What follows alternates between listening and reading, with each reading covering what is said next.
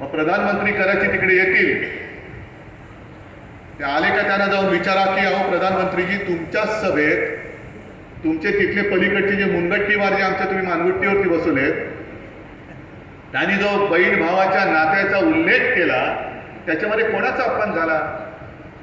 बहीण भावाचं नातं एक पवित्र मानतो आम्ही. त्या नात्याचा तुमचा एक विभत्स विकृत बुद्धी नासलेला माणूस आणि दुर्दैवाने तो सांस्कृतिक मंत्री, एवढा असंस्कृत माणूस राज्याचा सांस्कृतिक मंत्री असू शकतो, काय संस्कार त्याच्यावरती तुम्ही केले आणि तो आमच्याकडे करतोय. ज्यांना असं वाटतं की इकडे जरा काही बोललं की महिलेचा अपमान झाला, त्यांना सांगायचंय की पहिलं जाऊन त्या मुनगट्टीवारच्या मानगुट्टीवरती बसा आणि संपूर्ण देशातल्या महिलांची माफी तुम्ही मागा. महिलांचा अपमान मणिपूरमध्ये काय झालं होतं? गेलेत प्रधानमंत्री तिकडे.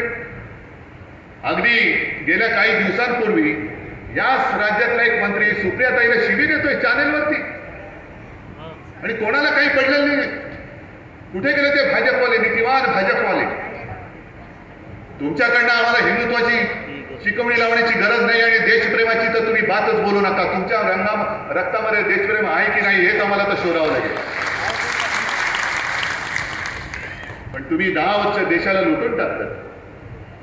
जास्त मुलं होतील त्यांना ही काँग्रेस संपत्ती वाटून टाकेल. अहो इकडे माझ्या शेतकऱ्यांची तरी बाण मुलं आत्महत्या करतायत, काम नाही, त्यांना शेतमालाला भाव नाही म्हणून आत्महत्या करतायत.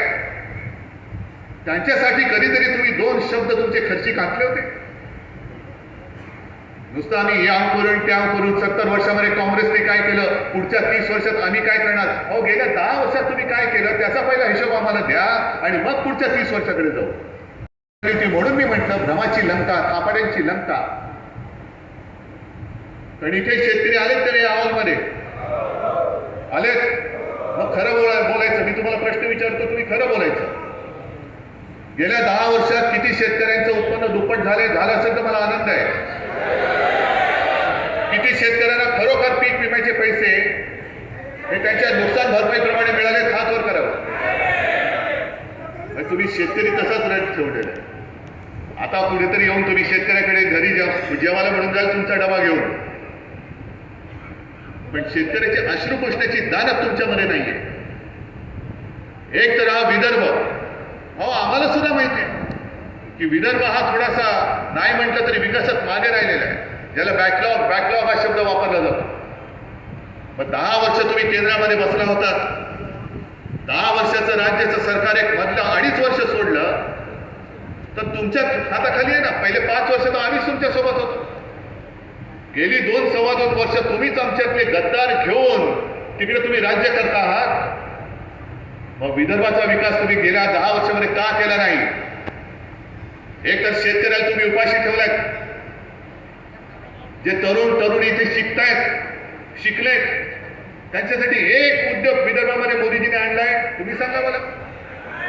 कुठे गेले उद्योग? गुजरात. जिथे जातो तिकडे ज्यांना प्रश्न विचारतो तेच सांगतायत आमच्याकडे उद्योग आलाच नाही, सगळे उद्योग गुजरातला नेले.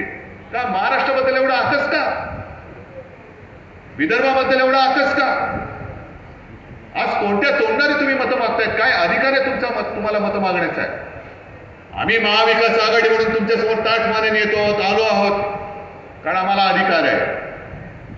2.5 वर्षाच्या सत्तेच्या काळात याच विदर्भातल्या नागपूरच्या अधिवेशनामध्ये मी मुख्यमंत्री म्हणून घोषणा केली होती 2 लाखापर्यंत पीक कर्ज मी मुक्त करून टाकीन.